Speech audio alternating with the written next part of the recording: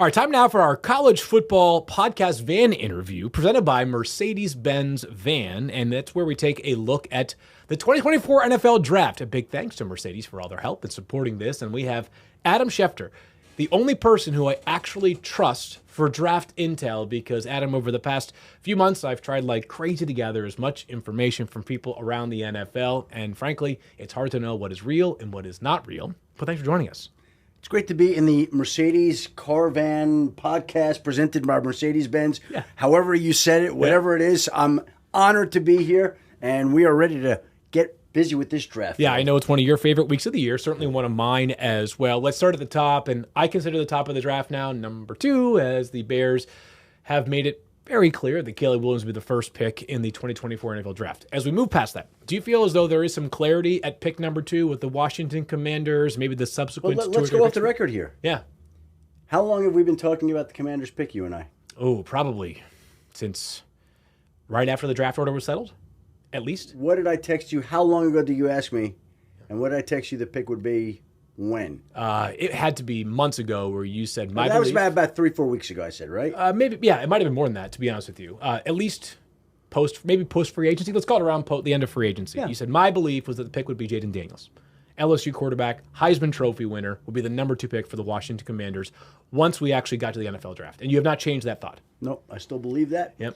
And again, when we're talking, when you're saying things, I did a bunch of podcasts in Washington, and we were promoting type 1 diabetes awareness and encouraging people to go get tested, test their blood sugars, meet with their doctor as a spokesperson for Santa Fe. And basically, I was doing a string of podcasts where I said basically that. Yeah. Signs point to Jaden Daniels.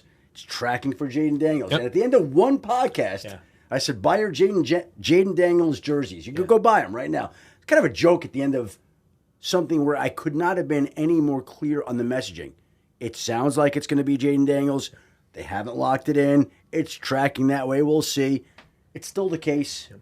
And I'm not going to make the joke about the jerseys anymore. Maybe we'll wait for the draft on Thursday night to actually say that one more time. Write that one down for the 2025 NFL Draft. I have not put enough brain power into that draft yet, but that starts on Monday. All right, so beyond that, I think we've talked a lot about the possibility of the Patriots taking a quarterback at 3. So let's take a step back, and rather than focusing in on there, Shefty, do you believe that once we get through the first 32 picks, there will have been a half dozen quarterbacks? Because this year, while I would argue that we kind of have a top 3 and then a second set of 3, we do sort of all believe there are 6 quarterbacks that merit first-round conversation. Do you believe by the end of Thursday night, 6 will have a home? Yes. And I will say this to you. You said 3 and 3 on the quarterbacks. Yeah. And I would say 3 and 3 on the teams plus. There are quarterback-needy teams right now lined up 1, 2, and 3. Yeah. There are quarterback-needy teams at 11 with the Vikings, 12 with the Broncos, 13 with the Raiders. Yep. We can make the argument that the Giants at 6 might be in the quarterback camp. We could say that the Rams, with Matthew Stafford having no guaranteed money in his contract next year, they could be in the quarterback camp. The Seahawks, who have been non-committal to Geno Smith, they could be in the quarterback camp. I don't think so, but they could be. Yeah. The Dallas Cowboys, with Dak Prescott in the last year of his contract, they got a lot of holes to fill, so I don't think so. Yeah. And then who knows who else is out there? So there are, in my mind, 7 teams, 7 at minimum, that we can say they're going to look to see if there's a guy they like. 7 teams.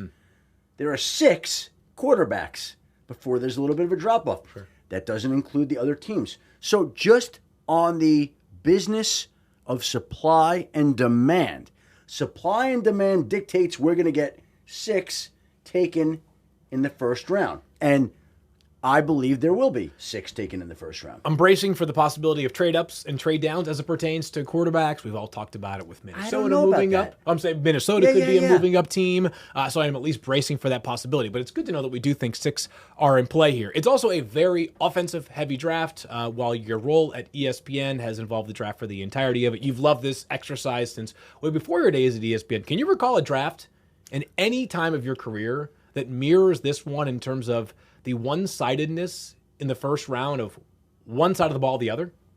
Well, this is going to be strange because the last time we had at least 19 offensive players picked in the first round of the draft, that was 2009. So this will be the first draft years. in 15 years that we've had this much offensive talent. Because I will tell you this, there will be more. There will be more than 19 offensive players picked in the first round would bet the lot on Thursday night. Yeah. I'm telling you there will be. Yeah. I went through, I counted it up. There will be more than 19. It will set a record on Thursday night for the most offensive players picked in round one. I don't know. That strikes me as likely more coincidence than anything else. But because of the fact that we have 6 quarterbacks, and because that's always going to be the position that draws the most attention in the draft, that's probably one of the driving forces beyond it. But it's a great offensive tackle class. It's a great wide receiver class. Is there any player or storyline that you have been anticipating more going into round one that maybe because we talk so much about the quarterbacks hasn't generated that much attention so far? Well, again, I think we build off the quarterbacks, and you always start there because it's the most interesting, most compelling storyline in the draft every year. Yeah. I think the 3 elite wide receivers are interesting. I think the fact that we're not going to get a running back at all drafted in round one is interesting. I think we've got all these offensive linemen. We may get, 10 here in the first round on Thursday Very night? possible. Absolutely. Yeah. Who's the guy from Duke? Graham Barton? Graham Barton? He's going to be a 1. Lock 1. Lock. Might be a top 20 pick, actually. Will be a top 20 pick, I expect. The mock draft might align with that one, so I love to hear the affirmation right there from I you. expect him to be a top 20 And pick. I tell you what, and maybe it's because there's a medical question mark surrounding him, but Leatu Latu, just based off of college football play alone, is maybe one of the most impressive prospects that's generated the least amount of storylines over the past month or so relative to how I view him on film. This guy in a different draft might be talked about as one of the 5 most popular storylines. Well, he would be, I think, the top player picked this year were it not for the medical red flags. Yep. Neck injuries. Was medically retired just a few years ago.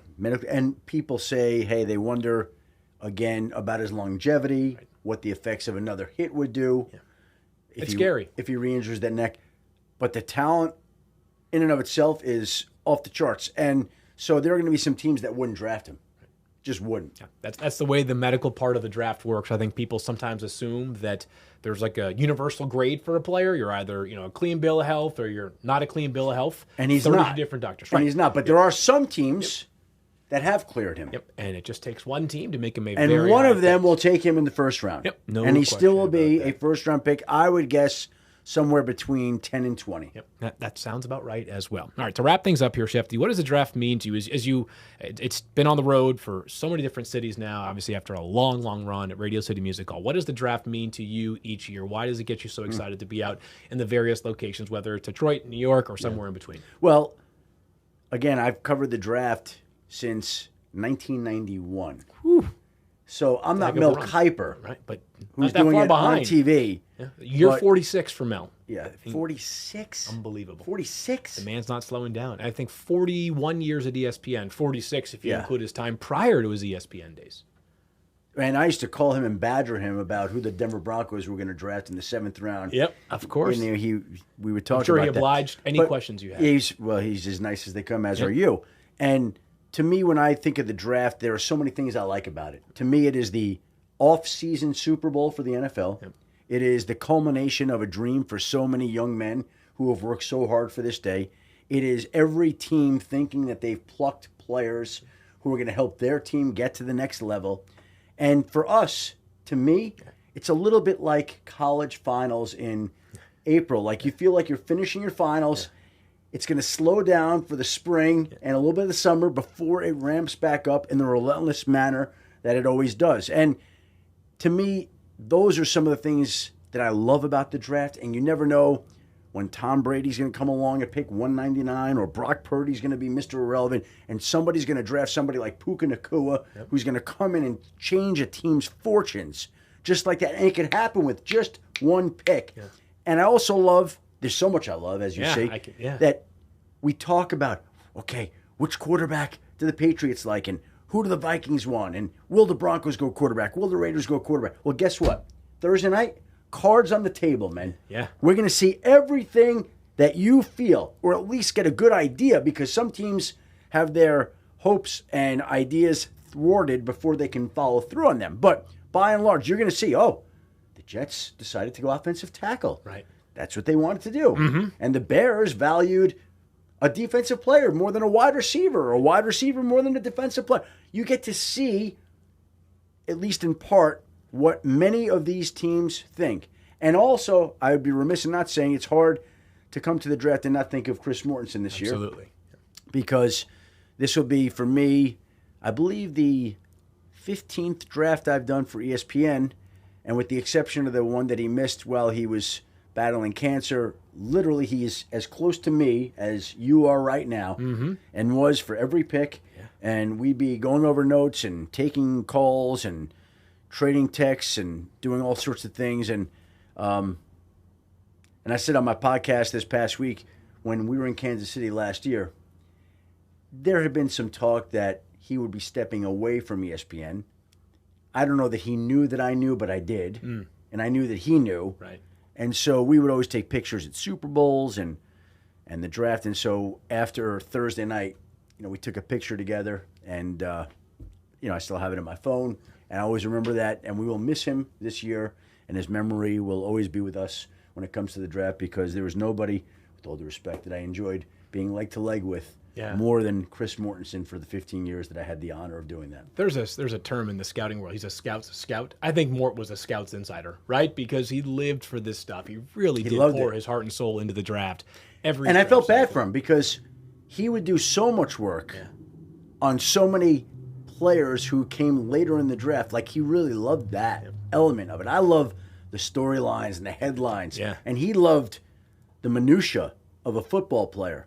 And sometimes, many times, oftentimes, there just was not time to get to him in the space of the broadcast. It's still a made-for-TV event, right? Information that he had accumulated on Field Yates, undrafted, to be clear, would basically go for naught. Right. And it would not be used. And so there was a tremendous amount of insight and information that Mort had to offer on so many prospects over the years that never saw the air. But I knew that he had done all that work. And I always felt bad that he did so much work for so many players, and it didn't always get the chance to shine through. He certainly did not regret 1 hour of preparation, though, that he put into the draft, because he lived for that weekend. You and I could probably talk for 3 hours on the things that we love most about the draft and things we're looking forward to for the 2024 NFL draft. But this has been Adam Schefter filling us in as we get ready for the big night, night 1 in Detroit. And what are we in again? The Mercedes-Benz van podcast. And this is Jen Lotta's home away from home? Is that Jen Lotta spent time here during the fall with the College Game Day crew. So the Mercedes-Benz podcast van. Thank you very much. That's a lot to spit out in one sentence, but hopefully we did our best. And we're here on Field Yates' 37th birthday. It's a Happy birthday, my friend. Thank you, my friend. We much appreciate Adam Schefter for his insight as always.